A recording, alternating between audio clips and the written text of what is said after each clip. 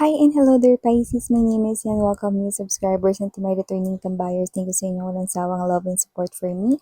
So let us see what we have here for you guys. No? And yes, kung hindi nyo pa knows na meron pa po tayong other channel, link is down below sa ating description box. So if interested, just click that link no, para mapunta kayo dun sa ating other channel. And to my returning tambayers, thank you so much everyone. Sa inyong wala talagang sawa, taos puso na support ang binibigay sa akin. I really do appreciate it a lot. And yun nga, nawala tayo dito ng gender ba ay lalaki LGBT, lahat po ay welcome. Pwede nyo rin pong i-switch yung mga roles dahil possible talaga magkapalit-palit. Kasi general reading ito and at the end of the day, everybody, you have your free will with you. Like, free nyo po yung gamitin anytime, anywhere. So let's go ahead, Pisces, and let's see the messages here for you guys. Archangel Michael, thank you so much. Together with the angel guides, can we get messages right here for Pisces, please?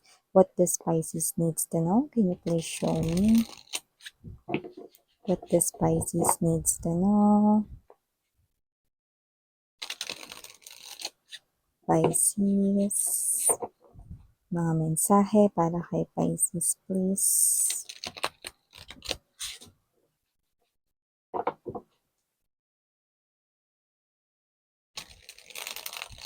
Kung may cross-watcher si Pisces at may Piscean placement sa kanilang natal or birth chart, welcome din kayo. Okay?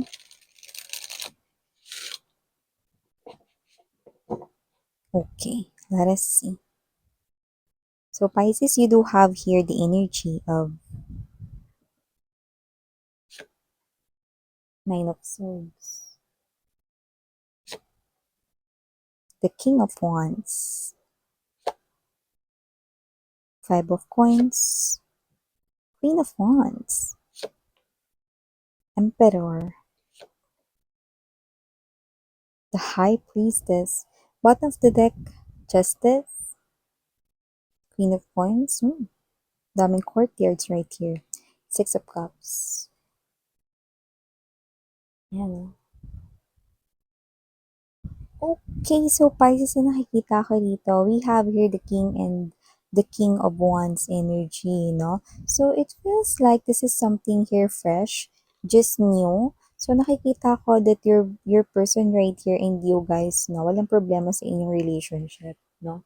Both of you ay parehas ninyong gustong i-work ang inyong relationship, no? Yung connection ninyo, no? But this is something here new, that's what I'm picking up, no? At mukhang meron na ritong energy ng posibleng hindi rito boto ang isa sa parang parents ninyo, no? Or baka naman isa sa malapit sa buhay ninyo, no? Na pwedeng tinuturing na kayo as a family, no? Pero yun nga, okay? Kakaumpisa pa lang kasi, no? So parang diyan kasi pumapasok yung parang nahuhusgahan, no? Na parang nagkakaroon ng parang mga baka ano yan ganito yan, ganyan yan baka ganto-ganto yan, no? So may mga ganong klase ng energy sa simula, no? Pero nakikita ko dito that your person right here, no? And you, no? Kahit nakakasimula pa lang ng connection na ito, nakikita ko that both of you guys, no? Ay parehas na mag-work dito sa inyong connection na and makikita rin yun nitong person na to na posibleng medyo tutol or humahad lang rito, no? So, nakakita rin ako dito ng growth at nakikita ko rin dito mga babes, no, na magiging, lalo na kung parents nyo to, magiging boto ito rito sa tao na to dahil masipag at nakikita niyang maitatawid kayo nito, no, sa inyo rito, no, na kabuhayan, no? So, nakikita ko dito that this person right here, no, mawiwin niya yung heart, lalo na kung parent mo yung tumututol, no? Dahil masipag siya, no? At nakikita ko dito na mapursige siya at magkakaroon siya rito ng um, growth sa pera. Kasi meron siya ditong energy ng pagyabong ng kaperahan, no? So, nakikita ko rito na isa yun sa parang gusto rin ng iyong parent, no, na iwanan ka nila sa person na alam nila, no, na mabubuhay kayo, no? Even though you can live, no, at buhayin yung sarili mo, no, all by yourself, no. What they mean is that gusto nila ng isang person na hindi ka lang basta mahal, no, kundi yung may kakayanan rin na ibigay sa'yo yung buhay na gusto rin ng parents mo for you. Oh, definitely, definitely, no?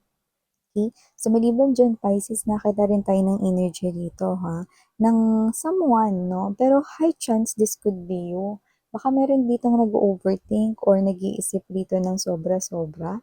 Possible na iniisip mo rito yung mga walang kuwentang bagay na parang, people might be judging you about something 'no. You know it's not true 'no.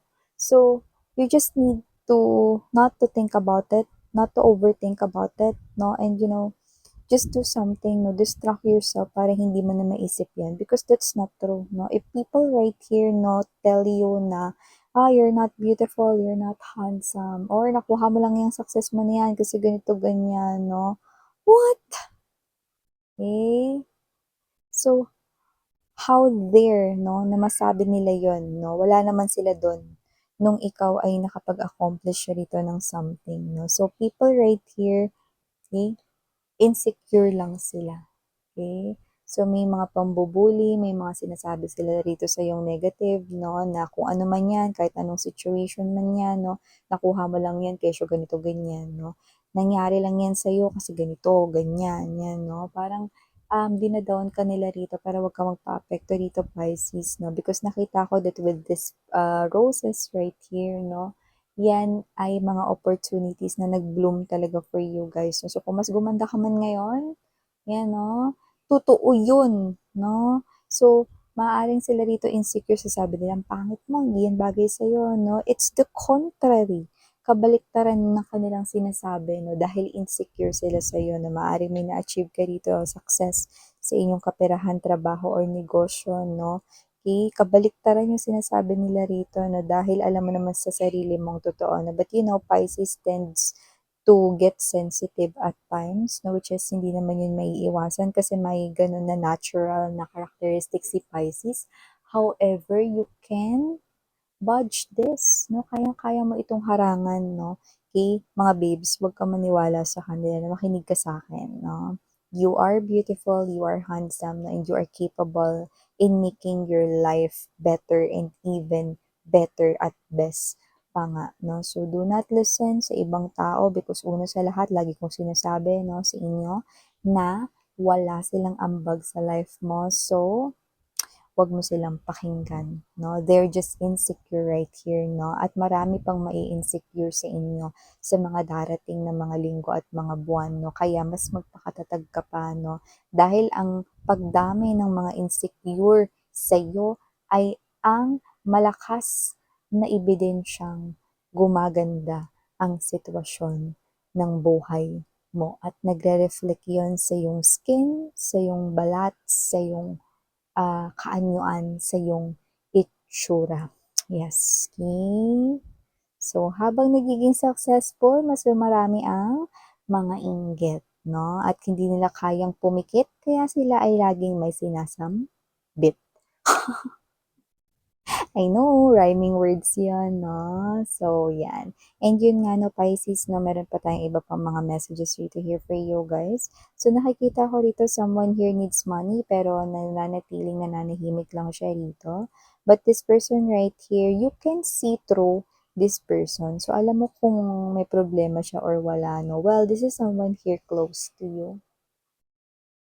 High Priestess energy. So nakikita ko dito magpaparating at magpapaabot ka rito ng tulong dahil ayaw mo rito 'no, na nahihirapan siya rito sa situation 'no.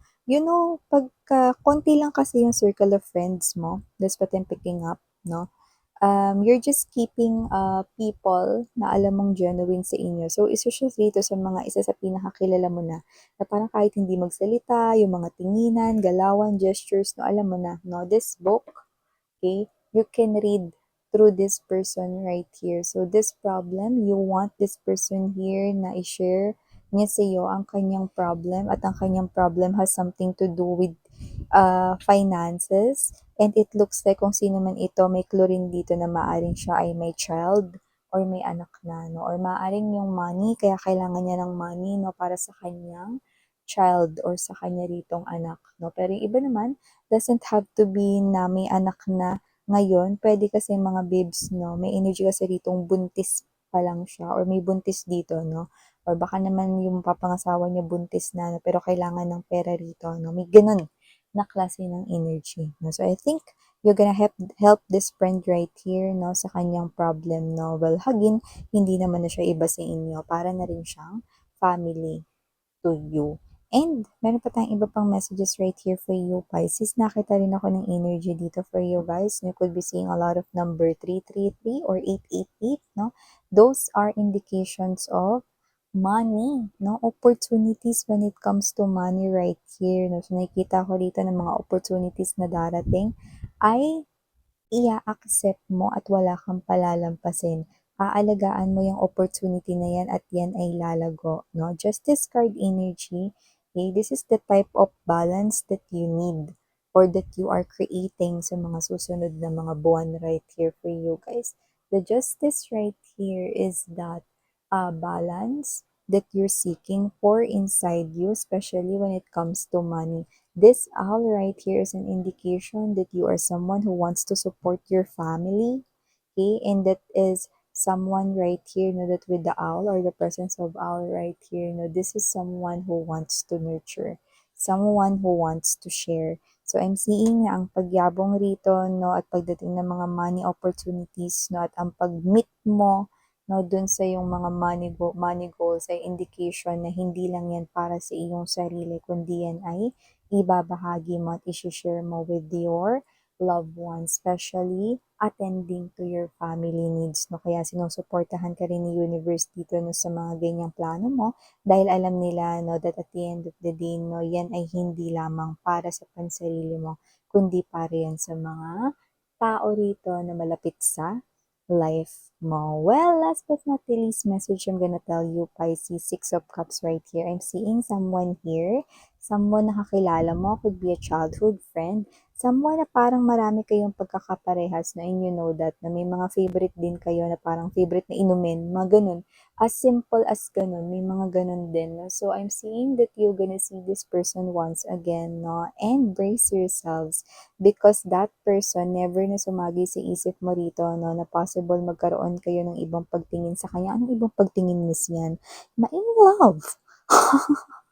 Hindi sumagi sa isip niyo yun, lalo na ng mga time na parang mabata-bata pa kayo, no? Pero dito nakikita ko, ma-in love kayo, no? Kaya nga sabi ko sa inyo, brace yourself. So, kasi yung iba sa inyo, maaaring kayo, ito na parang, ay naku, hindi ako pwede ma-in love sa kanya. Naku, yung mama nun. May ganun kayong energy, no? Talagang kilala niyo yung kanyang family, may background siya. Yeah, this is the person here you already know, no? Sa kanya, parang wala kayong masay, no? Pero parang may mga nakaakibat na mga parang related sa kanya na parang ito kayo, naku, yung mama nun, kilala ko yun. Kinakabahan ako sa nanay niya. May mga ganong klase ng energy kayo, no? Or it could be any, related situation sa kanya. Pero pagdating sa kanya, wala kayong problema. Hindi nyo lang talaga niisip, no? Na may in love kayo na dito sa person na matagal mo nang kilala, no? And yes, ha? Medyo nakita ko rin dito mga babes, ha? Dalawa to, babanggitin ko, no? So, kung hindi kayo mag-resonate sa scenario 1, sa scenario 2 kayo. Scenario 1, I mean, sign number 1, no, is possible na may pagkakahawig kayo kahit di naman kayo magkaano-ano. And sign number 2, mga babes, no, kung hindi naman kayo magkahawig dito, no, possible na mas gumwapo or mas gumanda siya ngayon. Ano, compared sa huli mo siyang nakita. So, yan, ito yung mga messages right here for you, Pisces. Thank you so much again. I'm Yuriana on Ni Sarangyo. Love and light. And yung